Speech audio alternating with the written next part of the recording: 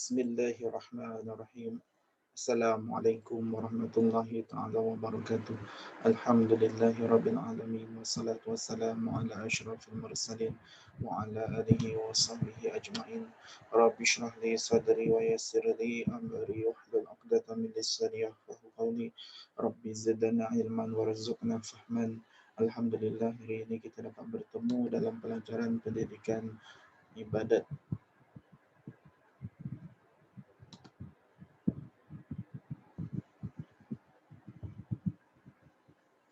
darjah 4 dalam pelajaran 4, pelajaran baru ya, pelajaran 4 mengenai dengan mandi wajib dan mandi sunat, mandi yang wajib dan mandi yang sunat. Kita lihat. Kita mulakan pelajaran pada hari ini dengan membaca doa sebelum belajar. Bismillahirrahmanirrahim. Allahumma iftah alaina hikmataka wa anshur alaina min khazain rahmatik. Rabbana shrah lana sudurana wa yassir lana umurana. Allahumma akhrijna min zulumatil wahmi wa akrimna binuril fahmi. Waftah lana bima'rifatil ilmi. Wa nawwir qulubana wa sahil lana abwaaba fadlik. Ya arhamar rahimin. Wa sallallahu ala sayyidina Muhammad wa ala alihi wa sahbihi wa sallam. Alhamdulillahi rabbil alamin. Mandi wajib dan mandi sunat. Kita dalam hari-hari yang kita lalui, kita kena mandi. Ada mandi hukumnya yang wajib, ada mandi hukumnya yang sunat, dan ada lagi satu mandi hukumnya harus mandi apabila telah berubah bau badan. Dah berubah bau badan. Tapi kalau dia mandi satu hari 3 kali, 5 kali lagi cantik, lagi bagus. Tu mandi yang harus. Ni mandi yang wajib. Wajib dia mandi. Kalau tak mandi dia berdosa. Mandi yang sunat, mandi yang ikut cara amalan Nabi SAW tu amal dia sunat. Amalan Nabi SAW tu mandi yang sunat. Pengertian mandi. Mandi menurut bahasa ialah mengalirkan air ke atas apa sahaja. Kita mandi, alirkan air ke atas tubuh badan kita. Kalau mandikan kucing pun alirkan air ke atas badan kucing. Mandikan lembu ke kerbau ke, alirkan air ke atas badan mereka. Manakala pada syarak pula ialah mengalirkan air ke atas badan dengan niat yang tertentu. Dia mandi tu harus ke, sunat ke, wajib ke, sunat ke, harus ke, kena ada niat. Niat tu dah tentu dalam hati, tak payah ikut mulut disebut. Niat dalam hati, tak berbunyi pun, niat tu dalam hati. Mandi yang wajib ke, yang sunat ke, yang harus.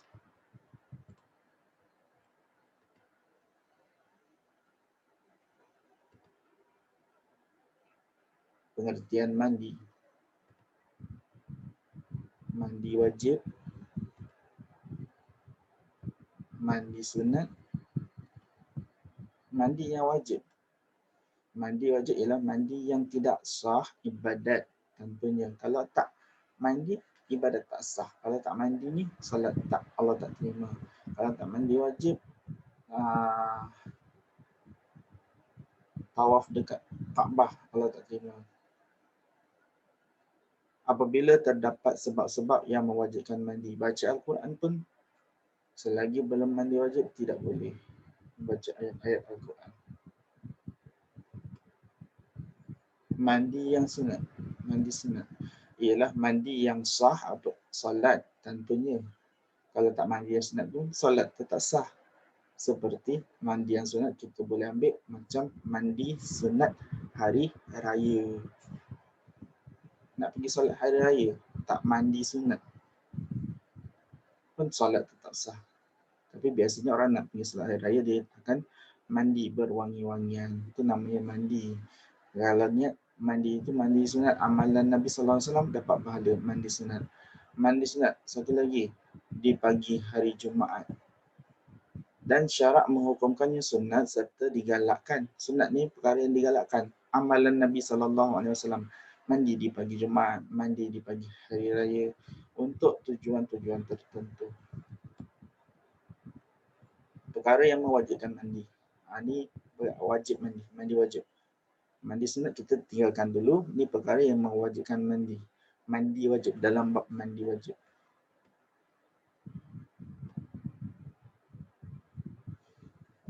Wajib mandi apabila berlaku salah satu daripada 6 perkara tersebut. Ni satu,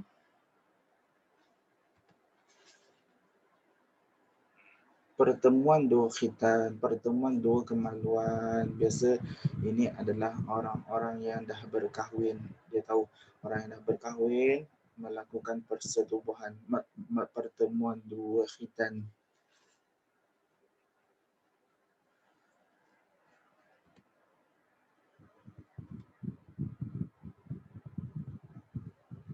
Yang kedua, keluar mani.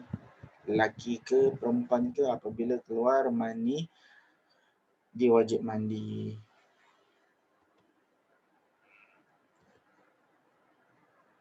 Yang ketiga, orang yang mati. Orang yang mati wajib mandikan mayat. Mandi mayat hukumnya wajib bagi orang yang mati. Selain mati syahid wajib. Kalau mati syahid tak wajib mandi.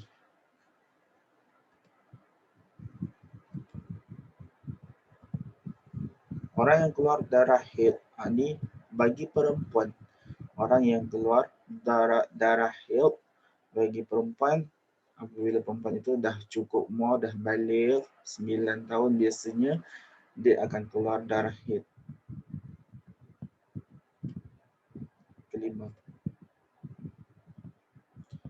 nifas. Darah nifas ni darah semasa bersalin dan selepas bersalin.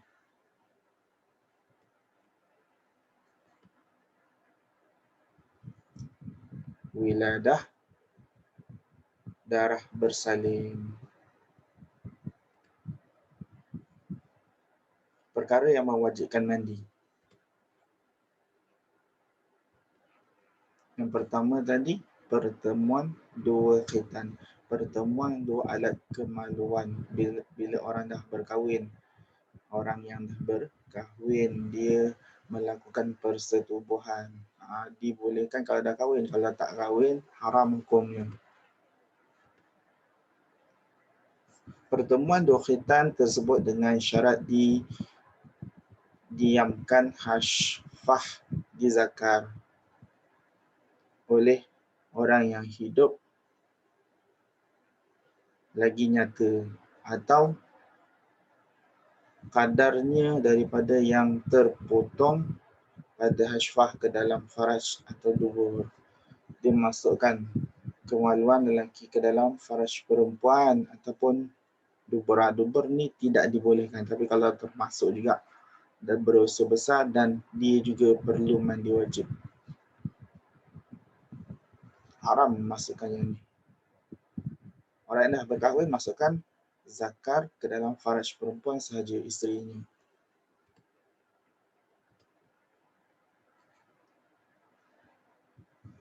Wajib mandi apabila faraj perempuan dimasuk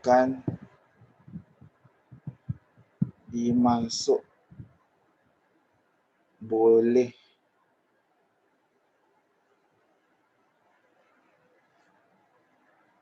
dimasuk oleh zakar yang tidak mempunyai hashfah. Wajib mandi apabila faraj perempuan dimasuk oleh zakar yang tidak mempunyai hashfah, seperti zakar binatang. Zakar binatang dia tak ada hashfah, tak ada had kepala zakar. Kalau manusia dia ada kepala zakar.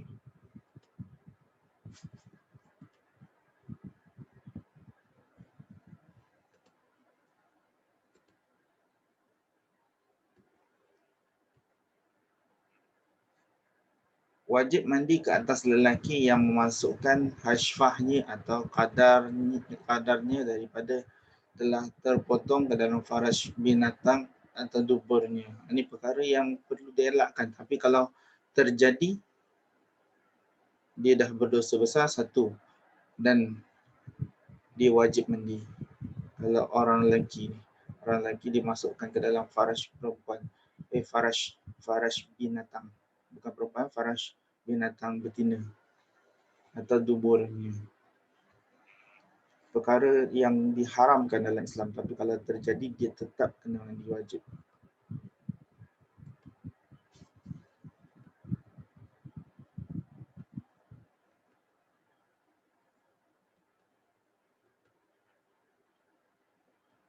Seseorang yang telah mati tidak wajib mandi semula jika dimasukkan hashfahnya mayat lelaki ke dalam farash atau dimasukkan hashfah ke dalam farashnya mayat perempuan. Orang yang dah mati, orang lelaki yang dah mati, dah meninggal dunia, dah mandikan mayat pun. Tapi ada orang yang hidup, dia lakukan masukkan kemaluan lelaki kepada dalam farash perempuan. Orang farash perempuan ni, orang perempuan ni masih hidup. Ataupun dimasukkan hashfah. Orang lelaki ni masih hidup ke dalam farash. Orang lelaki yang masih hidup masukkan ke dalam farash perempuan yang telah mati. Orang perempuan yang mati tadi dia tak wajib mandi semula sebab dia dah mandi jenazah, tapi dia tidak diwajibkan mandi semula kerana masukkan faraj ke dalam zakar. Tidak wajib mandi ke atas khunsa muskil dengan dimasukkan hashfah atau memasukkan hashfahnya ke dalam farajnya. Tetapi wajib mandi jika dimasukkan ke dalam duburnya. Kalau orang khunsa muskil ni orang yang lahir ke dunia, dia ada dua alat kemaluan. Dua-dua yang lelaki pun ada, yang perempuan pun ada. Dua-dua milik dia. Dengan dimasukkan hashfah ataupun memasukkan hashfahnya ke dalam farasnya. Dua-dua dia ada, dimasukkan ke dalam sebelah-sebelah. Tetapi kalau yang wajib mandi jika dimasukkan ke dalam duburnya.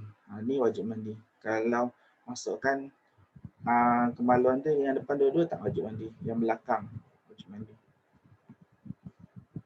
Tapi perkara ini tak mungkin terjadi. Dubur di belakang macam mana?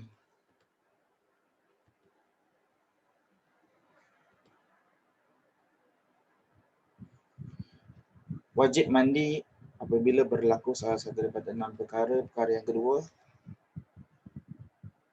keluar mani. Keluar mani. Orang lelaki keluar mani. Orang perempuan pun boleh keluar mani. Mani itu maksudnya benih manusia.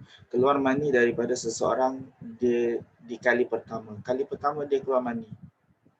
Kamu akan membesar, bagi anak-anak lelaki di kali pertama nanti kamu akan keluar mani tanpa berjimak, tanpa bersetubuh. Iaitu bila dah balik, umur dah balik, kamu akan berlaku keluar mani pada kali pertama. Tanpa bersetubuh, tanpa berjimak, tanpa bersetubuh, tanpa berjimak.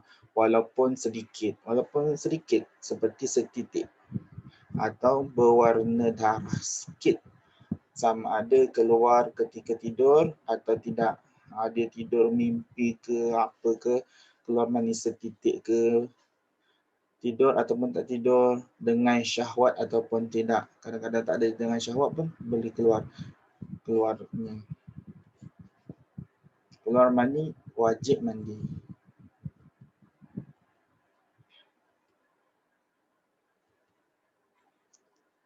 Baik, keterangan bagi keluar mani tadi, tidak wajib mengulangi mandi jika keluar daripadanya air mani orang lain seperti keluar dari faraj perempuan, air mani jimaknya, bersetubuhannya. Kalau mereka dah berkahwin, orang perempuan tadi dah berkahwin bersetubuh dengan suaminya, air mani bila dia dah mandi wajib, ada lagi air mani keluar, maka tak wajib mandi semula.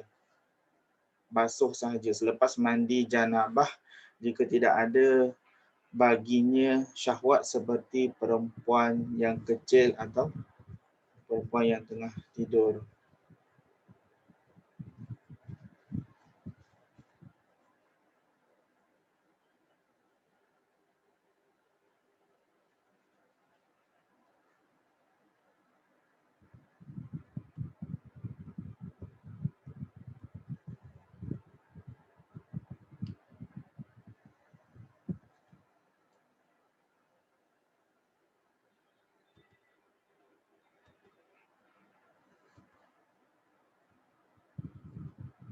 masih dalam keluar mani. Keterangan seterusnya, tidak wajib mengulangi mandi jika keluar maninya yang kedua seperti memasukkan air maninya ke dalam ke zakarnya selepas mandi, kemudian keluar mani tersebut daripadanya. Dia masukkan semula, dia macam mana dah dia masukkan semula, kemudian dah mandi, air mani yang patut keluar tadi dia keluar semula.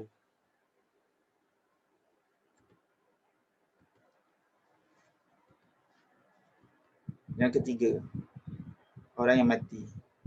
Orang yang mati wajib mandi. Namanya mandi mayat. Mandi jenazah. Orang yang mati syahid tidak wajib dimandikan, bahkan haram. Tapi kalau orang yang mati biasa, wajib mandi. Orang yang mati syahid ni tak wajib mandi. Tapi orang yang selain mati syahid, macam kita ni mati biasa, bukan mati dalam peperangan, wajib mandi. Orang yang mati syahid adalah orang yang mati dalam medan peperangan.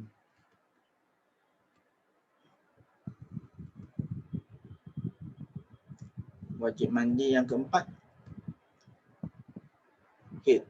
Haid ni bagi orang perempuan. Orang lelaki tak ada keluar darah haid. Haid bagi orang perempuan. Setiap bulan orang perempuan akan datang darah haid untuk kesuburan orang perempuan. Mereka Allah Ta'ala beri 1 minggu ataupun 1 minggu lebih ataupun 2 minggu untuk cuti dalam solat. Itu khas untuk perempuan. Sebab tu perempuan boleh beranak, melahirkan anak. Haid iaitu darah yang keluar daripada perempuan yang telah sampai umur 9 tahun. Dah balik, dah sampai umur 9 tahun, biasanya dia akan keluar darah haid.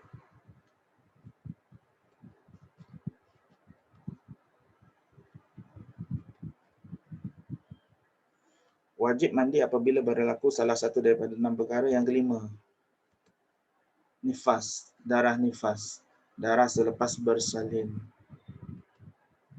Bila orang bersalin, keluar darah ni, iaitu darah yang keluar mengiringi bersalin. Ini selepas bersalin. Lepas bersalin, darah ni akan keluar.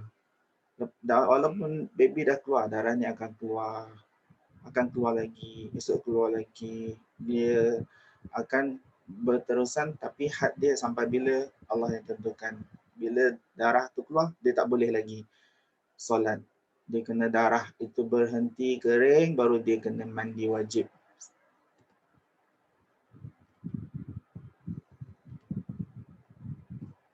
Perkara yang mewajibkan mandi yang keenam, wiladah. Ini pun darah juga perempuan.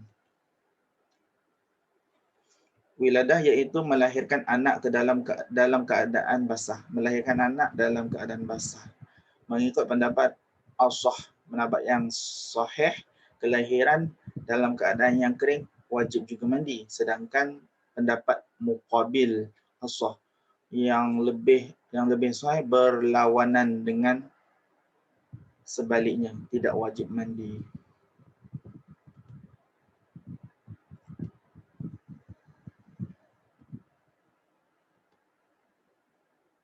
Kita semak semula. Wajib mandi apabila berlaku salah satu daripada 6 perkara. Murid-murid kena hafal yang ni. Pertemuan 2 khitan, 2 alat kemaluan. Yang kedua, keluar mani bagi lelaki dan perempuan. Bila keluar mani, walaupun kali pertama dia kena wajib mandi.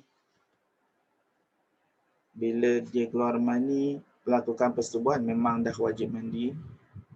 Bila melakukan persetubuhan, orang tu dah berkahwin. Yang ketiga, orang yang mati wajib dimandikan, iaitu mandi jenazah. Mandi jenazah tu wajib. Perkara yang wajib dilakukan ke atas jenazah. Orang yang hidup mandikan orang mati. Yang keempat, keluar darah haid bagi orang perempuan. Yang kelima, darah nifas, darah selepas bersalin bagi orang perempuan. Yang keenam, darah wiladah, darah bagi orang perempuan melahirkan anak, semasa melahirkan anak.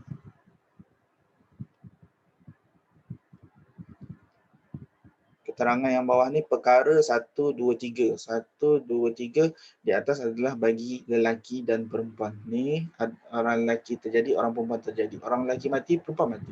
Orang lelaki keluar mani, perempuan pun keluar mani. Pertemuan dua khitan, orang yang dah berkahwin, bersetubuh bagi orang yang dah berkahwin, orang lelaki dan perempuan. Bagi perkara 4, 5, 6 di atas adalah haid bagi perempuan, khas bagi perempuan sahaja. Ni khas bagi perempuan, darah haid perempuan. Orang lelaki tak ada keluar darah haid. Orang lelaki tak ada keluar darah nifas dan orang lelaki tak ada keluar darah wiladah. Ini semua darah yang keluar daripada orang perempuan. Fardu mandi. Perkara yang fardu ketika mandi, perkara yang wajib dilakukan ketika mandi wajib. Perkara yang wajib dilakukan ketika mandi wajib. Fardu mandi ada 3 perkara. Yang pertama, niat. Yang kedua, menghilangkan najis. Kalau ada tubuh badan kita sebelum kita mandi, ada najis kita hilangkan. Dah niat tu, maksud kita hilangkan najis. Yang ketiga, menyampaikan air. Ketika mandi, menyampaikan air kepada seluruh segala bulu dan kulit. Sampai bulu-bulu kulit yang ada tubuh badan kita, semua kita sampaikan. Rambut, bulu-bulu yang kat tangan, kaki, ketiak, semua kita sampaikan air. Celah-celah peha, celah ketiak, pelipat-pelipat kulit. Okey, fardu mandi kita akan sambung lagi dalam pelajaran akan datang insya-Allah. Yang tadi perkara yang wajib mandi bila berlaku 6 perkara kena mandi, wajib mandi. Ni fardu ketika mandi. Ketika mandi dia kena buat ni. Dahlah wajib mandi. Dalam tu ada fardu lagi perkara kena buat yang ni. Kalau dia mandi wajib tak ada niat, mandi wajib dia tak sah. Kalau dia mandi wajib masih ada najis dekat tubuh badan dia, mandi wajib tadi tak sah. Kalau dia mandi wajib tak meratakan air ke seluruh kulit dan bulu, mandi wajib dia tak sah. Okey, sekian, terima kasih. Sekian dulu pelajaran kita pada hari ini. InsyaAllah kita sambung lagi pada akan datang. Kita akhiri dengan bacaan selepas belajar. Bismillahirrahmanirrahim.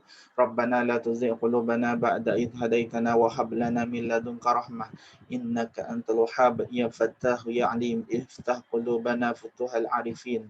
Allahumma inna nastaudi'uka ma 'allamtanahu fardudhu ilaina inda hajatina ilaihi wa la tunsinahu ya rabbal alamin. Wassallallahu ala sayyidina Muhammad wa ala alihi wa sahbihi wa sallam. Alhamdulillahi rabbil alamin. Okey, ini untuk murid-murid. Tugasan untuk hari ini. Tugas hari. Tajuk dia perkara yang mewajibkan mandi. Ini bertajuk tengah-tengah perkara yang mewajibkan mandi. Ada berapa? 1, 2, 3, 4, 5, 6. Jadi kita dah belajar hari ini perkara yang mewajibkan mandi ada 6. Sila buat dalam buku tulis. Assalamualaikum warahmatullahi wabarakatuh.